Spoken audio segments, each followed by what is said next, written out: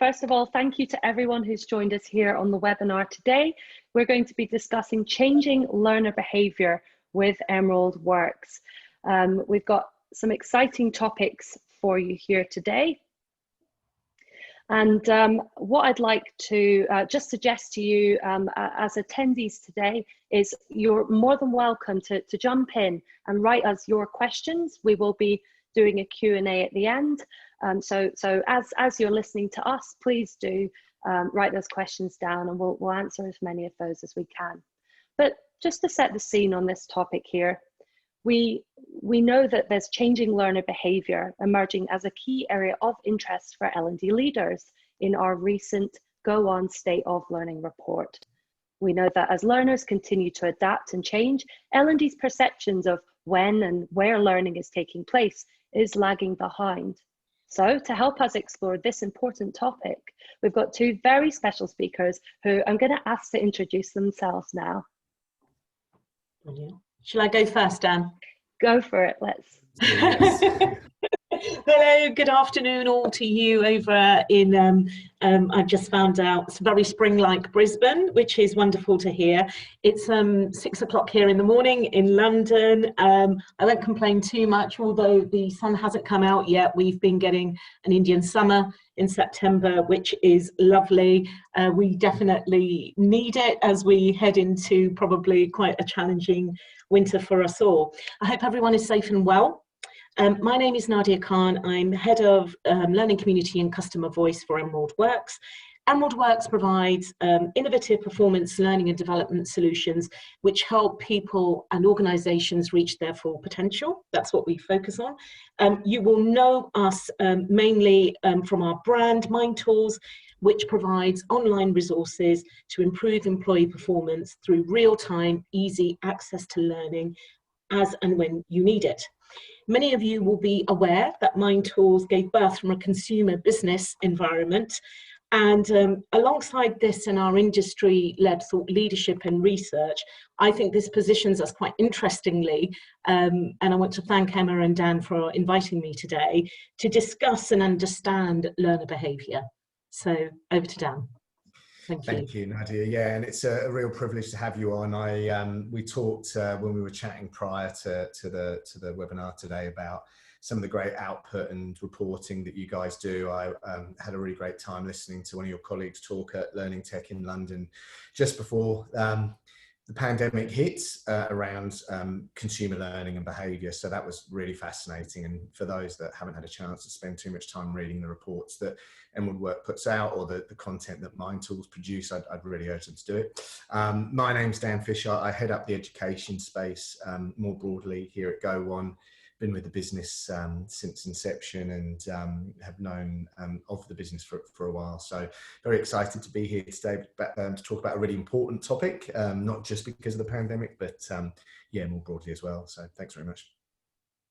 Wonderful. So before we begin, let's kick off with something a little bit different. Nadia, when was the last time you learned something at work?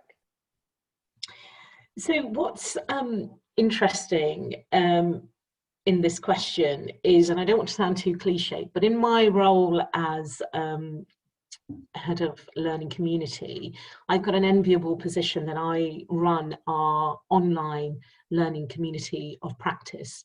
So every day is actually a learning day for me. Our Learning Innovation Group, which is our community of practice, essentially brings together kind of top leaders in learning to discuss some of their challenges in a very supportive but also challenging peer environment in which we work with organisations that are driving change, but from an evidence base. But I think if so, on a day-to-day basis, I think it would be fair to say that we're always learning. I think recently what's been an interesting learning experience for me is one I know that comes up consistently actually when we ask learners about what they like to learn, and that is that they like to learn in collaboration with others. And I think that when you're learning and collaborating with others, there's an interesting challenge in that. Very recently, I had to work with our wider publishing business. So Emerald Works is a part of the Emerald Group, which was and still is a very successful academic publishing company. And in recent times, I have had to work across the whole business, which has been an interesting learning experience for me. I was brought in as a subject matter expert, and I clearly wanted to impress my colleagues in the publishing side. And I think what was an interesting outcome for that was that rather than be overwhelmed, I focused on why I was being invited and what my contribution was, rather than I have to do absolutely everything and represent my whole company here or my whole function here. It was really, how do I give and receive the learning and the contribution in a way? So it was an interesting experience for me, and I think this is how we learn, because we learn through doing and also through behaviour change as well. Yeah, agree. I mean, I think like yourself, Nadia, I'm in a relatively enviable position that learning is kind of at the core of both what we do as a business, but the culture that we try and nurture and cultivate. So I think, but for me, the specific one that comes to mind is not so much just a short-term recent learning experience, but something that I've found myself falling into more and more over the last 18 months. And that's really a more focused view on the world of data. I've had a number of different roles within Go1, which I'm incredibly lucky and thankful for.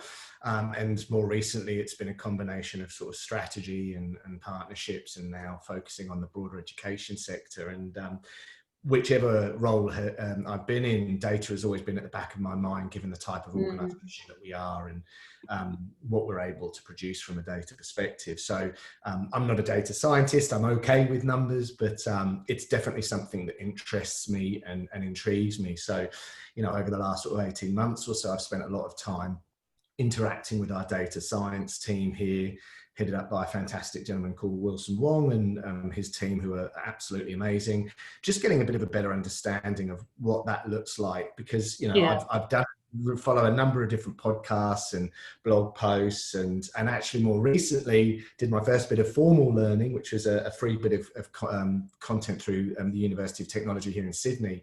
But up until that point, it's been very much sort of on the job, informal, peer-to-peer type education. And for me, that's been really insightful, because whilst I've done a little bit of the sort of the deeper sort of curriculum theory-based stuff around data science, whether it's AI or ML, where I've learned the most is the actual application of it in our own business. So the context. Exactly right. The context that provides is really helpful, not because I'm deeply excited about what we do, but the real-time application of some of that theory and thinking. So for me, it's again looking at what we do organisationally, and because learning and education more broadly is something I'm passionate about outside of work, it's a easier, I guess, task, because it's stuff I'll read over a coffee on a Sunday morning as well. But yeah, that interaction with the broader functions and just immersing myself a little bit broadly and deeply in that data space is probably something I've spent the last 18 months or so looking at.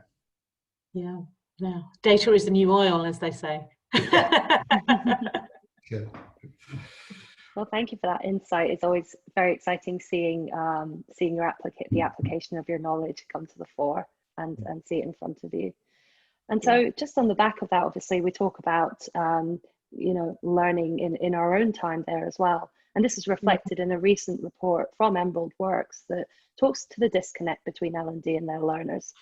For example, if we look at a key stat, 86% of learners say that they learn all the time as part of their job, much like Dan looking into data, yet only 26% of learning professionals think self-directed learning is common in their organizations.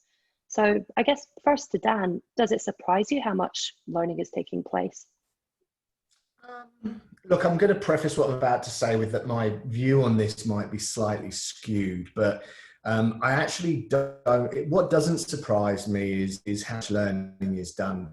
From my perspective, learning is probably a lot broader than what most people might assume. I mean, I think if we were to ask anyone on this webinar when the last time they did a course was, or some accredited bit of learning, I'd suggest not many people would put their hands up. But if I was to ask someone, like the previous question, when the last time they learned something was, or read something that help them make an informed decision, there'd be a lot more hands up. So I think the amount of learning, and even in a self-directed manner, doesn't necessarily surprise me.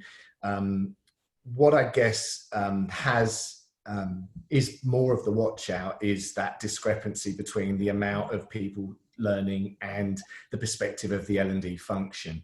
And I think, this is probably, I'd suggest this is probably more of a legacy piece where historically L&D functions have been an extension of or incorporated into HR, and ultimately a lot of the role that HR and L&D focus on is the employer. So what do they actually need to do in order to help that organization run more efficiently, be more successful, etc. And obviously that is a critical part of the L&D function, no debate with that at all. I do think, though, that tends to be one of the shifts in mindset that we probably need to be thinking about a little bit more, because if I think about L&D traditionally, it's more employer focused and short-term learning. If we've only got these people with us for 4 years, and we need to make sure we're training them in a way that maximizes that 4-year window, as opposed to the learners themselves, who are probably looking at this more from their own perspective with that self lens, and also thinking about it on a much more lifelong sort of journey piece. So it's not a massive surprise that that's the case. I think that the critical component to this, though, is that this what I'm about to say is backed up with some interesting data from the likes of Seek and their laws of attraction reporting, which talks about the fact that I think that across the workforce here in Australia anyway, the third most important thing that attracts people to organizations is the opportunities for upskilling and development. And that's even more critical when we start to look at that generationally, and we've got the millennials coming through, where it actually is the second most important thing after salary. And if we're thinking about how we retain those people, the only thing really that would force these people to leave the organization where they are, if they get that good upskilling and development opportunities, is a significant salary increase, and significant by 20+%. So it's critical that previous point I was making around employer and short-term focus and learn, employee and lifelong is started to become addressed, because there's a lot of data, not just through the likes of Seek, that sort of back that up. I think the other piece, the other components for me really is, as we see this change now of learning content, and again that informal learning, the podcasts, the blog posts, chatting to your colleagues at work, to the more formal stuff, which is more the courseware and accredited stuff.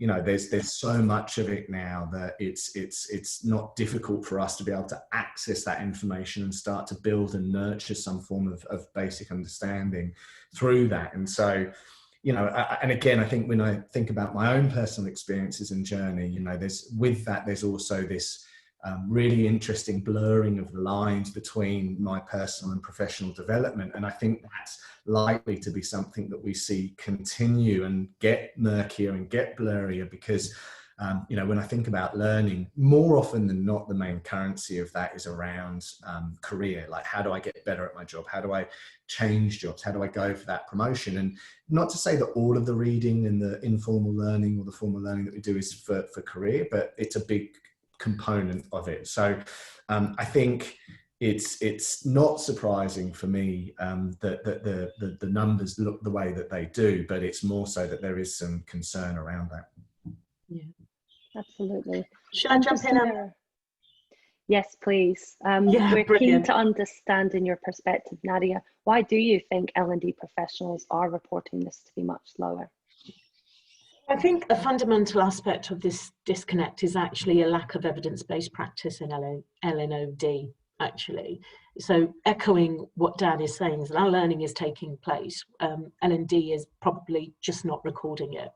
The majority of learning data and insights that are collected tend to still be around attendance, dropout rates, total hours spent. That's where they're focusing their conversation.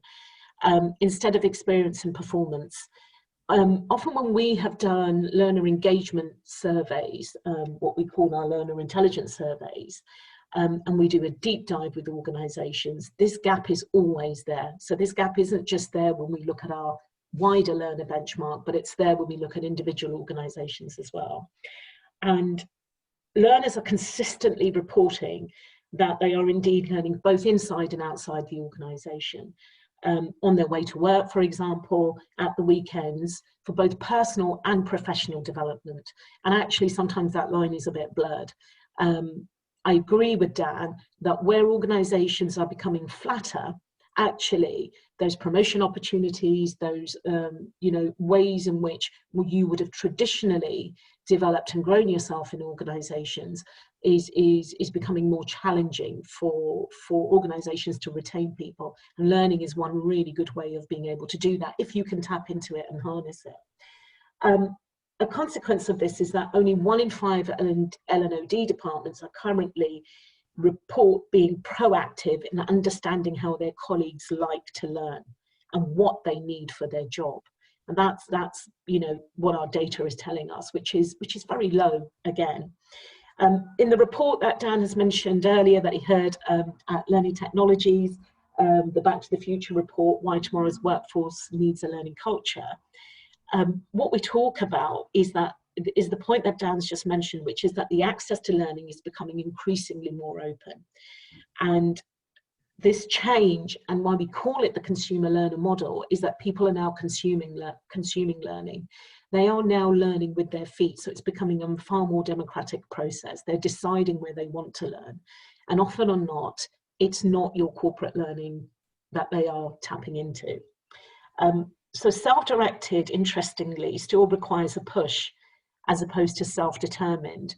Now, when we talk about self-determined learning, what we're talking about is that the learner is taking the responsibility on themselves for their learning. It's a bit like what Dan was saying when he was explaining his interest in data science. He's gone out of his way to find that out. Yes, it's an important part of how he does his job, but he is very driven by that personally to do that. And this is where L&D is not focusing the conversation internally. So from their perspective, they think there isn't a big take up on the learning solutions that we're putting out there. People just don't want to learn. It's simply not true. That's not what the data tells us, both in a report that we're going to be putting out into the market in the next couple of weeks. We'll be talking about this. Our Learner Voice report will be talking about this disconnect in a lot more detail and looking at different demographics and different parts of the world and what's happening in there.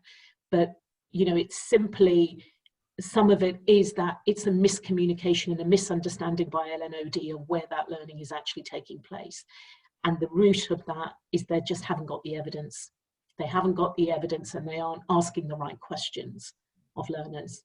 Yeah, I think just to piggyback that and something we talked about, or I've talked about already, and Nadia was alluded to there, is the data piece. I think in defence, there's probably a combination of things. Again, it's this legacy approach to L&D, but there's also the data that we're able to utilise to start painting more informed and contextualised pictures for our employees and learners. And I think one of the things when I have these conversations with organisations is to get comfortable and understand where those experiences and data points are so that you can start capturing. Because I totally get that actually, when you're trying to fold in the expectations and objectives of the business, the idea, and you've got an organisation that's 2,000 staff, the idea that all of a sudden that you can start folding in each individual's goals and objectives from a learning perspective feels overwhelming. But part of the innovation that we're starting to see in the sector from a technological perspective heavily revolves around doing meaningful pieces of work with that data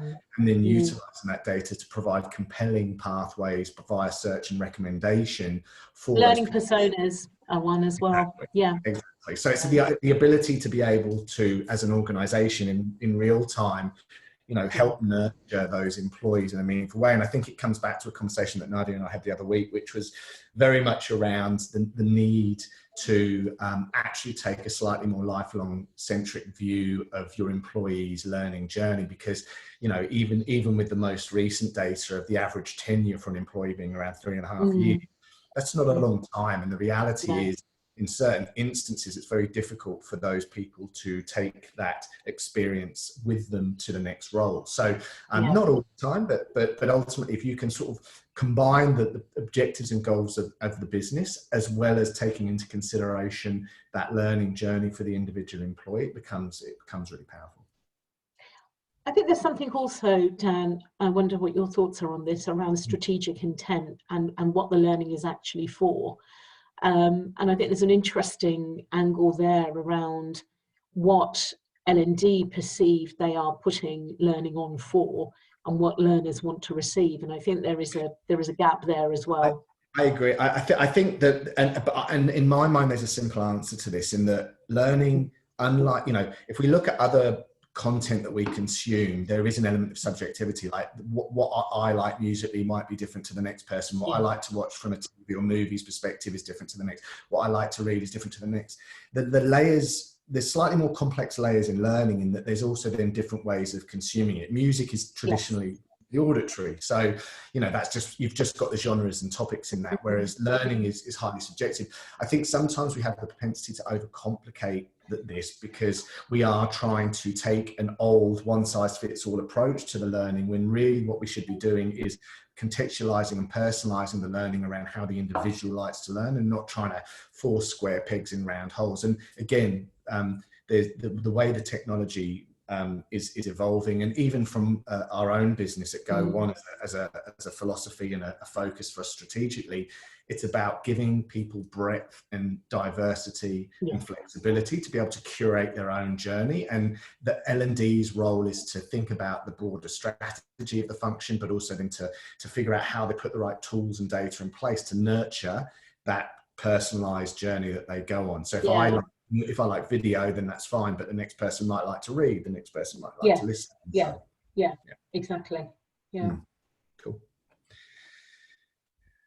Wonderful. And so to continue that conversation, we've spoken about understanding and combining learner journeys with business objectives, but how can L&D support these kinds of learning?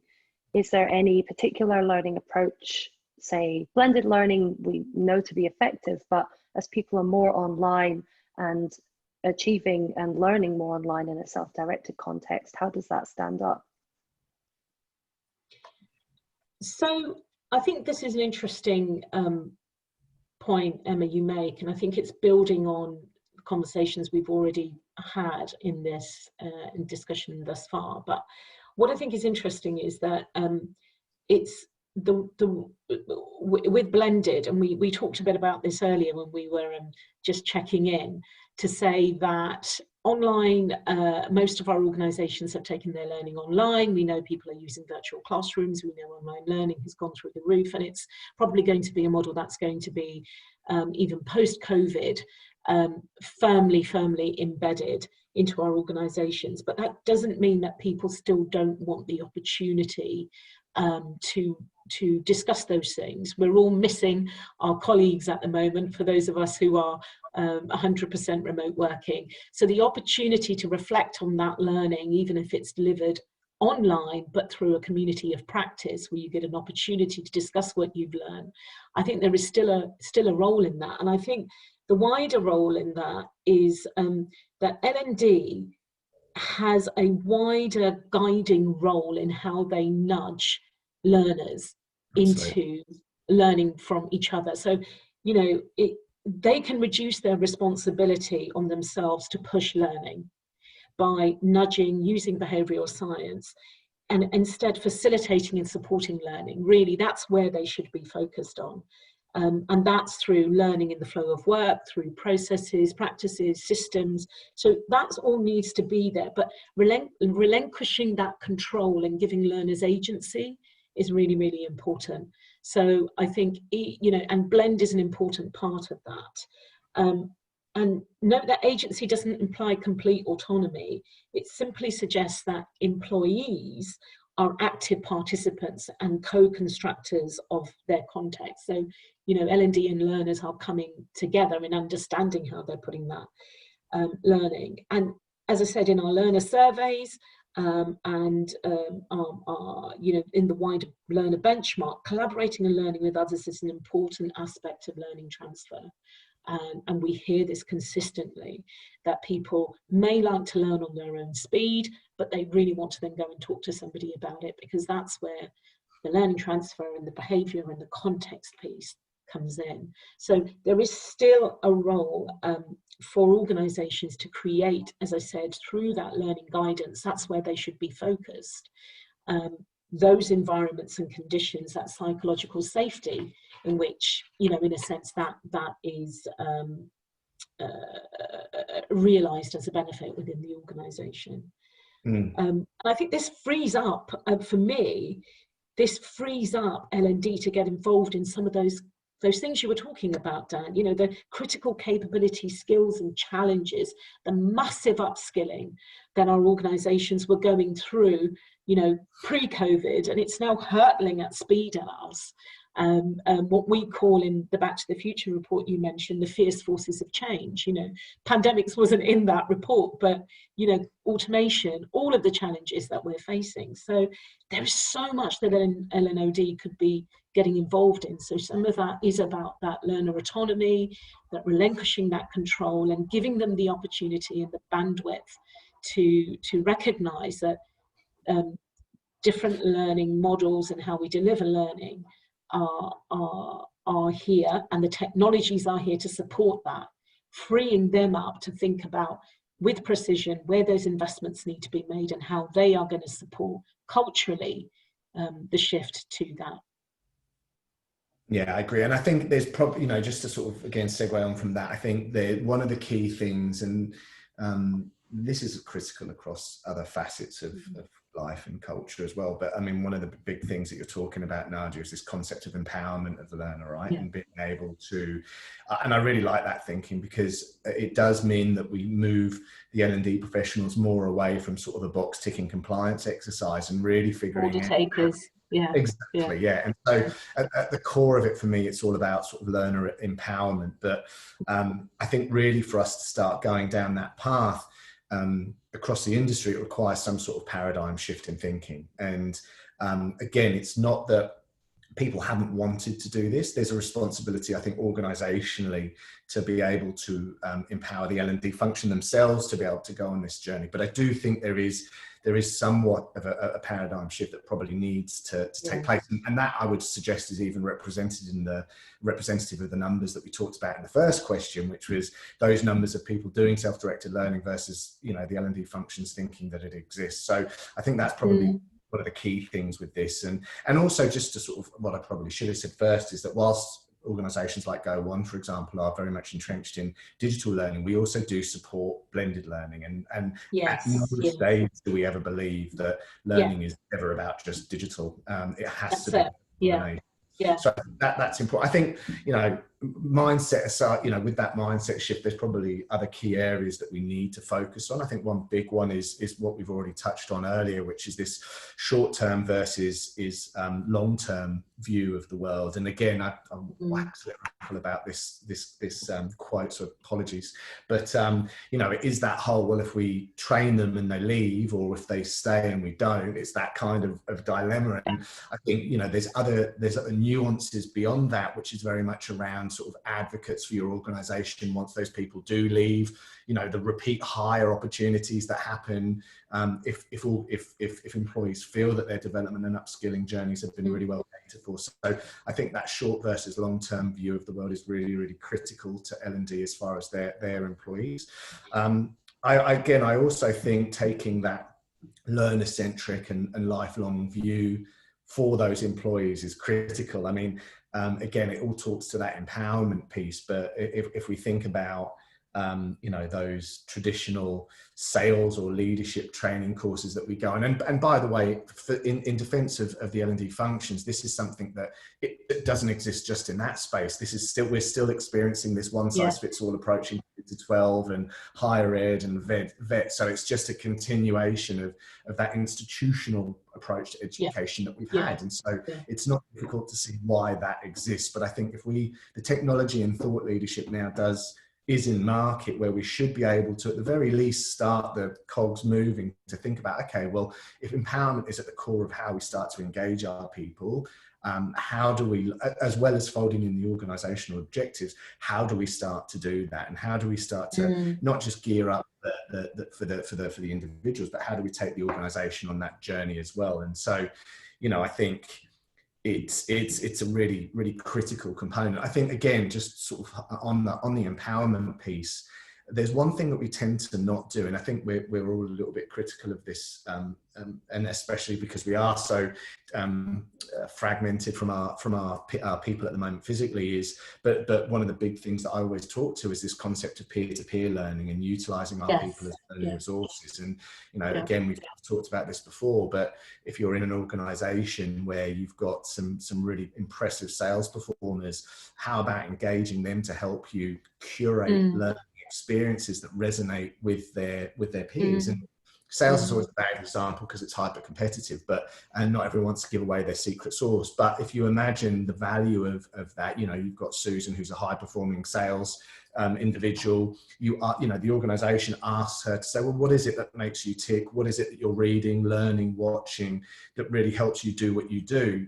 If she's then able to share that and instill that knowledge and experience with others, not only is that great for her because it empowers her, it makes her feel seen and respected. It's great for the organization because they're not losing that IP if Susan should happen to leave. And it's great for the individuals because, you know, if Susan's doing it and getting these great results, that must mean something. So it's sort of validated, and it does definitely fold into this sort of objective approach to learning. So I think there's a number, I mean, we could speak all day about it, but there's a number of it is a really interesting area. There's a couple of questions which I think might just link into, Emma, if you don't mind, I'm happy to pick them up. There's one, I think there's one here for Dan, which is around it's both of us actually, but I think just because you've mentioned earlier dipping into data, but one is around data offers an opportunity to make the connections between what and how people are learning. Difficult for L&D professionals who aren't data scientists to do this without help. I know what I would say, but I think just because you mentioned it earlier, you know, how does one dip their toe into it? Yeah, look, I think it's a really, I mean, it's obviously it's a little bit easier when we think about the formal components because, you know, if there is that sharing philosophy and peer-to-peer learning philosophy, there are ways to be able to capture this. And again, it's not a sales pitch at all, but I know part of the work that we're doing at the moment, and going back to that data science team that I'm spending a bit of time with, we're looking at ways that you are able to capture all of these learning experiences, be they formal or informal, and that insight and data can then feed back down into the learning technology platform that we have, and you're able to start actually running analytics from the back end.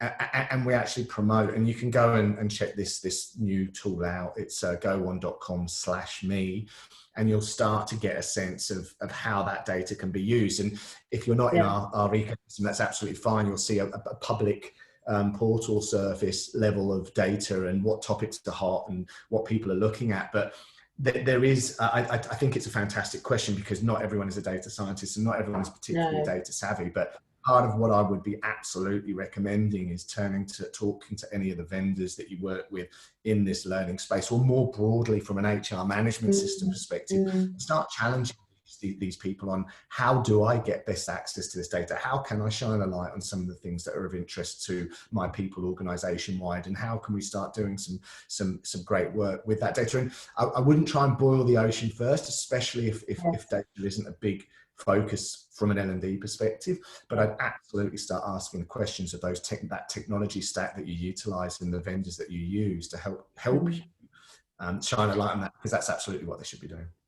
I think that, and just to add to that, one of the things that as a provider which really talks about leading with evidence, and because of our history with research and data, I think for me, building on what Dan has said, is absolutely look at what you currently have within your ecosystem and what that's delivering for you. I think the other thing, the most important thing actually when you're setting this, is what are you actually trying to measure? And what are the insights that you're seeking? And I think, again, this is building on Dan's point that you can start small. If you overwhelm yourself with data, and loads of spreadsheets of data, you will be overwhelmed and you won't understand what that is. It's how do you interrogate the data when you have it, and what are you actually seeking to measure, and what are you actually seeking to understand? And that links into the comment that was made around changed individual and business performance. So for example, you know, if you're looking for something like speed to competency and trying to measure that, what is it in the data that you would be looking for that would demonstrate that for you? And you almost work from your point of understanding what is the insight that you're trying to pull from that. And there are, you know, there's a lot of, again, one of the slight uptakes and advantages of us going through what we have with the pandemic is that there is a lot of stuff out there which can help us now. Courses, things that you can join, open source, which will get you comfortable with data. So, you know, do have a look at that. But the advice is kind of start small, and you will see, you know, that will build your level of confidence with it. There's just a broader question here that was I think mainly for me, but Dan, of course, jump in. How does the L&D professional make the casual connection between what they do and the value they add to the business? For me, this is really what I mentioned just earlier, which is understanding what your critical capability and what your success factors are. So when you are thinking about making that connection, do you understand the challenges that your business from a strategic business level is going through, but also what are the critical capabilities that they need today, and how are you building for the future? Once you start to position the conversation as a business conversation and not a learning conversation, you will start to see a different level of reference coming through from your organizations. That would be my take on that, but interested down in yours. No, and you know, I don't think there's. I think I shouldn't, and we don't look at the L&D function different to any other one. In that, you know, we want to ensure that the capabilities of the team are fit for purpose. I think I totally agree with you, Nadia. That I think and this is where, for me, you know, I've been a big champion of the L&D function for a number of years. Even before joining Go One, I spent 10 years at Seek and commissioned some research that really sort of was trying to get to the crux of what the friction, what were the problems stopping learning and development growing, and a big component of that was under resourcing of the L&D as a function. And there's a whole heap of other stuff that we could get into, but I think it actually is a responsibility of the organizer. And again, I think some of this data is, you know, people aren't debating the fact that upskilling and development of your staff is sort of top 3 business critical things that you should do. Yet when it comes to business priorities, sometimes it can get down towards the sort of 8, 9, 10s type section. So I think it's part of it is also about the organization understanding the importance of this and really looking at, okay, well, what do we want to do organization wide, and how do we want to support our people ongoing, and then ensuring that the function has the right skill sets, tools, and leadership to be able to deliver on that. And I think for me, this comes back to a little bit of this focus of, well, sales are down, we just need to do, you know, how to close a deal type training and that, sure, that is part of it, but I think helping the L&D function really get to grips and understand the broader performance and how that fits into what inspires their employees to learn and upskill is critical. And I think you're right, actually, just picking up on every year you'll see it in the Back to the Future report, which I'm grateful somebody's posted a link in the chat so you can click onto that, is that when we look at L&D capability, Dan, you won't be surprised to see that they are overwhelmed and in some cases underskilled, and there's a lot of pressure on L&D. So organisations like ourselves, obviously, Go One, and lots of other vendors out there, we're really trying to support L&D in this space because there is a lot. And I, in my conversations, and I'm sure you would have been the same in some of your client conversations, and especially in my community of practice, they've been massively overwhelmed through the pandemic, where we don't just want it tomorrow, we want it this afternoon, please, and we want it at mass scale. So, and now how are we planning for what this means at the other end of this? So there's massive challenges out there, which we're all cognizant and aware of, and you can't do everything. Yeah, is another really, really important point in this. We can't do everything. yeah. And so if we were to summarize what we've spoken about today in your headline key takeaway for our attendees today, what might that key takeaway be from each of you? Do you want me to go first, Nadia? Yes, Dan, yeah, please do. Look, I think it's, again, just following on nicely from the previous conversation, it's not trying to do everything. I mean, I think, again, if we can, there is this paradigm shift that needs to happen organizationally, organization-wide, not just in the L&D space, which is how best do we believe in this day and age with the technology that's available to us, with the type of organization we are, how best do we empower this learning culture and this lifelong view of learning for our employees. Again, not all technology exists to be able to nurture this, but I'd urge organizations and L&D functions to really start thinking about this. And again, there is the process of folding in the organizational objectives and business objectives to help performance. But I think there is this paradigm shift in the first instance that needs to happen on, okay, well, if we are, let's say Dan's right, and we need to look at how we empower these learners more broadly and lifelong. What does our current tech stack look like? What does our current thinking look like? How do we currently deliver on this? And what do we need to do in order to start shifting some way to that? Because I think, there's no question, and again, I apply the lens of looking earlier in the lifelong learning journey to K-12, vet and higher ed. And I think there's very few people at the moment that are going to argue that things need to change in those areas to help bring us up to speed with a way of learning and educating our society. So I think it's fair to say that, some of the same sort of thinking needs to be applied from an organizational learning and development perspective as well. So I think for me, the key things is just getting yourself outside of that traditional thinking about how we empower the learners, and also just, again, I hate to sort of loop back to it, but the power of the data that does exist, and really trying to understand what that looks like and how you can utilize it more effectively. Mm-hmm. I'll quickly just jump in as well. I'm conscious of time.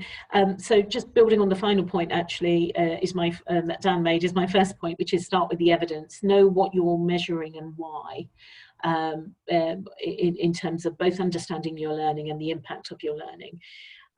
I think for me, also understanding the behaviour and competencies you are looking to change.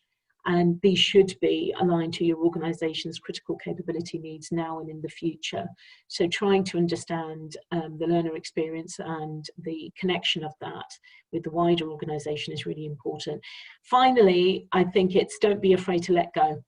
Self-determined learners will be your greatest advocates. So whether people are learning in the organisation, outside the organisation, whether they're going to Google, it really doesn't matter. What it is doing, obviously it would be good to know where that learning is taking place so that you can harness and you can understand that. But it's also freeing you up to take on new challenges and to move the debate on, picking up on Dan's point, into a kind of a newer space, and one in which L&D are firmly in control. Wonderful. Awesome. Well, thank you, Nadia and Dan, for your valuable insights today, and for answering those questions as well. And thank you to our attendees for your questions and for taking the time out to attend and learn today. So that's us wrapped up. Really appreciate all your time today. Bye now. Thank you, everybody. Thank you, Emma. Thanks. Thank you, Dan. Take care. Bye-bye.